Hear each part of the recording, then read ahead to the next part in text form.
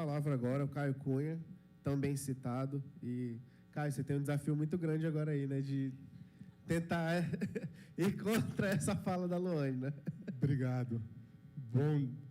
Bom dia a todos.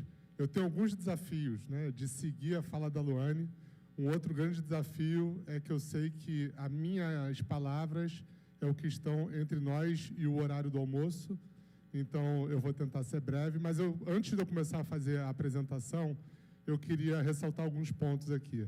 Primeiro, eu queria agradecer o convite do professor Sérgio e dizer que é uma satisfação estar aqui com vocês hoje por alguns motivos. O primeiro motivo é que, eu não sei se vocês sabem, mas era para eu estar aqui no ano passado e eu não pude estar. Eu tive que fazer um desvio de rota por uma questão de uma missão profissional que eu tive que atender. Inclusive, eu estava com passagem comprada, com toda a logística feita para sair do simpósio do ano passado e ir para os Lençóis Maranhenses. Eu não consegui fazer isso, minha esposa não ficou muito feliz com isso. Mas acabou que a emenda foi legal e eu não pude participar no ano passado aqui desse simpósio, do 6º Simpósio de Gestão Portuária, porque eu acabei indo para Londres representar o Porto do Açu numa reunião histórica na International Maritime Organization, na IMO, em que foram definidas as metas do setor marítimo para a descarbonização em nível mundial. E eu estava lá presente, representando a delegação brasileira, discutindo essas metas na MPEC 80, em que definiram-se justamente esses marcos importantes para o setor, e a gente vai poder compartilhar um pouco disso aqui. Um outro ponto que me deixa muito feliz em estar aqui compartilhando com vocês as experiências é eu estar justamente ladeado da doutora Luane, que é essa referência no nosso setor, conseguiu esse engajamento incrível da Aliança Portuária para a Descarbonização, no qual nós temos muito orgulho de fazer parte, mas também por um outro motivo que eu acho que vale a pena a gente ressaltar sempre aqui, Luane. A gente vive num país que tem 51,5% de mulheres. E no setor portuário, alguém tem ideia da presença feminina, do número, alguma estimativa? 17% de mulheres no setor portuário. Então, a presença da Luane aqui representa, e de toda a sua potente equipe, representa um avanço na diversidade e na inclusão, e eu fico muito feliz de verem tantas mulheres presentes aqui no auditório junto com a gente, para a gente compartilhar essas mensagens que a gente tem aqui. Então, eu vou falar um pouquinho sobre o Porto do Açu, que é onde estamos hoje em dia, e aí depois a gente mira para o futuro para falar um pouquinho sobre a nossa visão de futuro. O Porto do Açu, para quem não conhece, está localizado no estado do Rio de Janeiro, no norte do estado, quase no Espírito Santo, e ele é um ser um pouquinho diferente dentro do nosso setor portuário.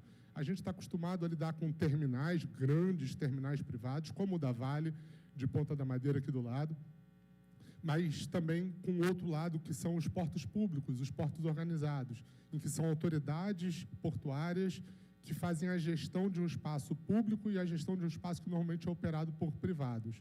O Porto do Açu é um ser um pouco diferente. É um espaço privado, desenvolvido por uma empresa privada e administrado por uma empresa privada, onde outras empresas privadas fazem as suas atividades e as suas operações portuárias. É nesse contexto que eu vou apresentar um pouco do Porto do Açu. Nossa visão é desenvolver um porto competitivo, com infraestrutura integrada e sustentável. A gente quer ser reconhecido como nossa visão, como o porto da transição energética no Brasil, e é o que a gente trabalha na nossa visão de futuro. E o nosso propósito é um pouco maior do que o nosso país, é ajudar efetivamente o mundo a reduzir a pegada de carbono e acelerar o melhor que nós temos no Brasil. E aí a Luane já deu um spoiler de que a gente tem, enquanto país, uma oportunidade gigantesca nessa visão de futuro, de descarbonização em nível mundial, pela quantidade e pela capacidade que a gente tem de geração de energia renovável. Eu vou voltar a esse ponto um pouco mais na frente. Então, o Porto do Açu está localizado no centro da região sudeste, maior região produtora de energia, consumidora de recursos, consumidora de produtos acabados. 54% do PIB do país está ali no nosso coração. O Porto tem 11 terminais TUPs operacionais. Além desses 11 terminais, nós temos 22 empresas já dentro do nosso complexo. Em 2023, a gente operou 87 milhões de toneladas. Nesses 9 anos de operação, o Porto do Açu é um porto muito novo. Ele é uma criança dentro do setor portuário. A gente só tem 9 anos de idade. Começamos a nossa operação em outubro de 2014, com o navio Quilite, um navio de minério de ferro. E nesses 9 anos a gente tem crescido muito rápido. Para vocês terem uma ideia, esses 87 milhões de toneladas representam que o Porto do Açu é o segundo maior porto em termos de volume movimentado hoje no Brasil, ficando apenas atrás do Porto de Santos. A gente teve 6.400 navios operados no ano passado, então isso nos coloca na primeira posição no volume de navios que foram operados. Temos 7.000 empregos, 7.000 trabalhadores só na fase de operação. Como somos um porto muito grande, a gente opera e implanta, ou seja, a gente tem eterna construção também, e a gente tem cerca de 5.000 hoje em dia indiretos nas construções que estão acontecendo, nas implantações que estão acontecendo dentro do Açu. E a gente tem a maior reserva privada de restinga do Brasil, uma unidade de conservação 100% voluntária dentro da nossa área portuária. Eu vou falar um pouco mais sobre ela ali na frente. Então, essa é a cara do Porto do Açu. São 2 complexos de terminais, um offshore, que está ligado por essa ponte de acesso que tem 3 quilômetros de comprimento, no que a gente chama de Terminal 1. Esse terminal offshore ele tem 25 metros de profundidade. Operam ali 2 grandes empresas. Nesse terminal mais de dentro, mais próximo ao litoral, a Ferroport é um terminal de minério de ferro, que recebe o seu minério de uma mina localizada em Conceição do Mato Dentro, em Minas Gerais, através de um mineroduto que tem 529 quilômetros de extensão, que conecta o porto direto à mina. Então, passa por 33 municípios, é o maior mineroduto em operação hoje no mundo. E ele é hoje, eu acho que, o 5º maior exportador de minério do Brasil. E ali do lado de fora do T1, a gente tem a Vast. A Vast hoje é um terminal que opera petróleo, um dos maiores terminais do Brasil. 40% de todo o petróleo exportado pelo país passa por aquele terminal ali. O Açu ele tem uma área muito grande, ele tem 15 quilômetros de linha de praia e tem um total de retroárea de 130 quilômetros quadrados. 130 quilômetros quadrados, 40 deles são a nossa reserva e 90 quilômetros quadrados de área de expansão e área portuária e industrial. Para ter uma noção de escala, 90 quilômetros quadrados é um pouquinho maior do que a Grande Vitória. E aí, caminhando ali para a área do que a gente chama de T2, que é esse canal interno que foi artificialmente dragado, é um canal que não existia. São 7 quilômetros de extensão por 300 metros de largura, tem 14 metros e meio de profundidade. A gente desenvolve algumas empresas ali que são bem ligadas ao mercado de óleo e gás. Então, dentro da entrada do T2, a gente tem ali o terminal GNL, de gás natural liquefeito da GNA, que produz gás e envia o gás, na verdade, recebe o gás liquefeito, regaseifica ele e manda o gás para 2 plantas termoelétricas que produzem energia. A GNA1 já está operacional, produzindo 1,3 GB de energia, e a GNA2 começa a sua operação comercial no comecinho de 2025, produzindo mais 1,7 GB, tornando o Açu o maior parque termoelétrico da América Latina. Seguindo um pouco mais para frente, tem a NFX, um terminal de combustíveis marítimos. Mais para frente, nosso terminal multicargas, que é operado também pela própria Porto do Açu. A Porto do Açu é um administrador portuário, desenvolve toda a infra e superestrutura do Porto do Açu e também opera um desses terminais, que é esse terminal multicarga. Avançando um pouco mais para dentro, a gente tem o terminal da Edson Schwest. O terminal da Edson Schwest, que está ali dentro do T2, é a maior base de apoio offshore do mundo, num único site, numa única localidade. Ele faz justamente esse serviço de apoio às plataformas que estão produzindo petróleo na bacia de Campos, no sul da bacia do Espírito Santo e no norte da bacia de Santos. A gente tem a Intermur, a NOV e a Tecnip, 3 empresas do mercado de óleo e gás. A Intermur faz a ancoragem das plataformas em alto mar e há também um grande pátio logístico. NOV e Tecnip, NOV uma empresa norte-americana, Tecnip uma empresa francesa. As duas são 2 indústrias que produzem as tubulações flexíveis que conectam as plataformas às estruturas subsea. Ocean Pact, ali no final do canal do T2, com uma empresa de remediação de emergência de óleo do mar, com um grande acervo de emergência de óleo do mar, equipamentos para remediar algum tipo de emergência. E, seguindo um pouco mais para frente, a gente tem a Lísio, com um pátio que está fazendo um trabalho de recebimento de tubulações flexíveis, a Tecnip com uma outra planta lá de produção de tubulações rígidas, a Domi com uma operação também de apoio offshore e um outro negócio que a Porto do Sul está desenvolvendo ali no Mole Sul, que é o início de um hub de descomissionamento, que a gente vai falar um pouco mais para frente também. Esse é o Porto do Açu, numa visão ampla de como a gente está hoje em dia. A gente tem, eu não vou entrar muito em aspectos operacionais aqui, mas a gente tem uma visão de uma atuação resiliente. E aí, olhando um pouco o cenário do que está acontecendo agora no Rio Grande do Sul, que a Luane até citou, a gente tem uma responsabilidade muito grande em operar, fazendo uma mitigação geral de riscos dentro da nossa visão de gestão. Um grande risco que a gente tem identificado é a gestão hídrica, é um recurso natural extremamente importante para a gente. Então, a gente tem um plano de gestão hídrica, um plano de segurança hídrica, um plano diretor de uso de águas no Porto do Açu. A gente vai falar um pouco mais sobre clima e sobre metas de descarbonização. E esse tema ele é indissociável de um outro tema que a gente trabalha como eixo de atuação muito grande também, que é a biodiversidade. Então, é muito difícil a gente falar sobre clima, sobre metas de descarbonização, sobre essa visão de limpeza, né, das emissões de gases de efeito estufa em nível mundial, sem a gente falar em biodiversidade, conservação de florestas, etc. Então, a gente também tem muitos monitoramentos e muita gestão ambiental ligada à biodiversidade, metas ligadas à biodiversidade, a Reserva Caruara, que é um exemplo disso, e a gente fez um plano de adaptação climática dentro do Porto do Açu, em que a gente visitou todos os nossos ativos, todas as nossas operações, fez projeções de até 100 anos para frente de modelos matemáticos para ver como é que o impacto das questões climáticas iam atingir a gente, e a gente fez um plano de adaptação, identificando os maiores riscos, como a gente podia mitigá-los. Aqui, falando um pouquinho sobre a Reserva Caruara, porque eu sou suspeito, eu também sou gestor dessa unidade de conservação e dessa unidade de negócios do Porto do Açu. Nessa foto, a gente consegue ver, ela foi tirada do eixo norte para o eixo sul, a gente vê a Reserva Caruara no primeiro plano, e lá no finalzinho, a gente consegue ver o Porto do Açu.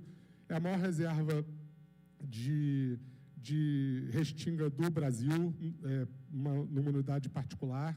A gente já plantou mais de 1.400 hectares ali dentro, então a gente tem um projeto de plantio que é abastecido por um viveiro específico de restinga, que tem capacidade para 500 mil mudas por ano. A gente já fez um investimento totalmente voluntário de mais de 30 milhões de reais nesse projeto. A gente tem, enfim, mais de 800 espécies catalogadas, 22 espécies protegidas ali dentro dessa área.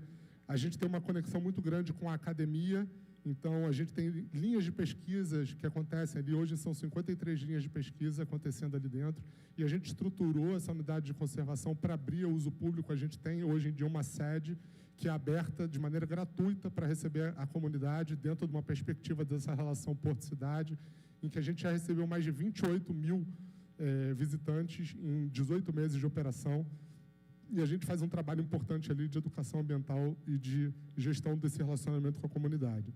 E só a Reserva Caruara são 80 pessoas que trabalham nessa iniciativa, 100% mão de obra local. Isso é o Açu hoje, onde estamos. E agora uma visão um pouco mais do futuro e dessa visão de transição energética. Todo esse pipeline, todas essas atividades e esses processos e essas iniciativas de gestão de negócios, a gente envelopou no que a gente chama de estratégia de Açu Green Hub, e estão sistematizadas aí nesse slide.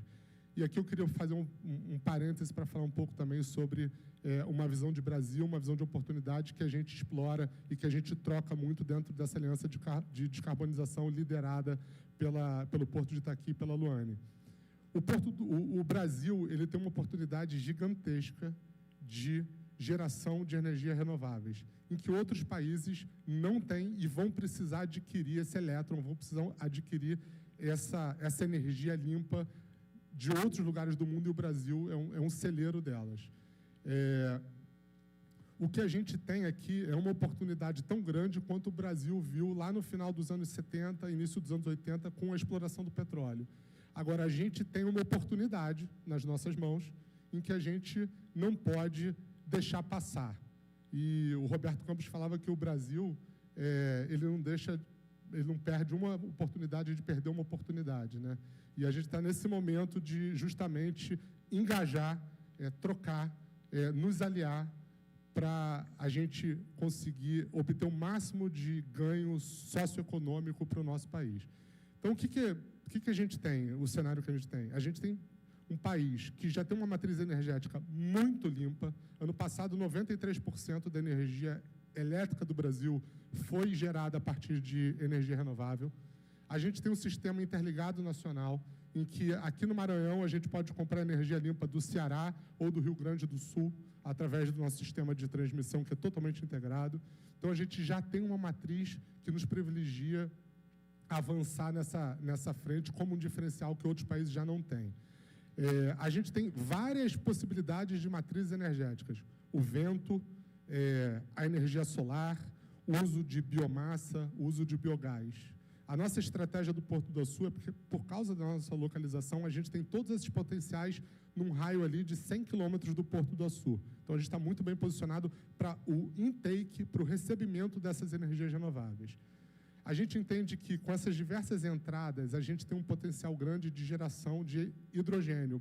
Parece que há um consenso em nível mundial que o desenvolvimento do setor de energia no mundo vai passar a ter o hidrogênio verde como tema central nessas discussões. Então, a gente recebe energia renovável, transforma essa energia renovável em hidrogênio verde como uma possibilidade de fazer o armazenamento dessa energia renovável e, a partir disso, o uso do hidrogênio verde para alguns fins. Alguns projetos nossos, enquanto país, estão focando principalmente na exportação desse hidrogênio verde ou de uma energia que seja derivada do hidrogênio verde para a Ásia, para a Europa e etc. Então, usar a energia renovável como uma commodity. E um pouco do diferencial da visão do Açu de negócios é que a gente entende que essa saída da energia também deve ser qualificada e gerado mais valor aqui para o nosso país, para os nossos territórios. Então, a ideia é que a gente transforme o hidrogênio verde em outras fontes de energia de baixo carbono para indústrias e para demandas que já são existentes, que são óbvias e que são necessárias no nosso país. Eu vou dar um exemplo. Uma das nossas maiores commodities é o agronegócio, todo mundo aqui sabe. O agronegócio é fundamentalmente dependente de uma matéria-prima que são os fertilizantes de base nitrogenada, em que a gente importa da Rússia, a gente importa da Ucrânia, e a nossa última safra sofreu um aumento de 600% na importação de 95% do fertilizante que a gente consome na nossa safra. O que isso quer dizer? Que a gente já tem uma demanda reprimida que a gente tem que avançar enquanto país para ter mais sustentabilidade numa das nossas maiores matrizes econômicas. Alguns mercados são muito difíceis de abater a produção de carbono, como, por exemplo, a siderurgia. A siderurgia de baixo carbono precisa passar por uma revolução no seu processo produtivo. Então, a criação, por exemplo, de plantas de HBI, que é Hot Briquetted Iron, é uma forma de aglomeração diferente do minério, a partir de uma fonte energética de baixo carbono, é importantíssimo para a gente poder diminuir a pegada de carbono da indústria siderúrgica nacional, que é grande e relevante, e exportar essa tecnologia para fora do Brasil. Dando apenas 2 exemplos de como a gente poderia utilizar numa indústria de baixo carbono aqui esses insumos que vêm do hidrogênio verde. Um outro ponto é o seguinte: o Brasil, enquanto setor portuário, que é um setor em nível mundial, ele tem que se conectar com outros portos de produção de combustíveis verdes, de combustíveis limpos, de combustíveis que vêm de uma matriz baixa de carbono. Então, a possibilidade de você transformar hidrogênio em metanol, em amônia, que são os combustíveis que os navios vão precisar estar abastecidos necessariamente por força das imposições da IMO é uma demanda que é presente já hoje no mercado em nível mundial. Então, a IMO, nessa reunião,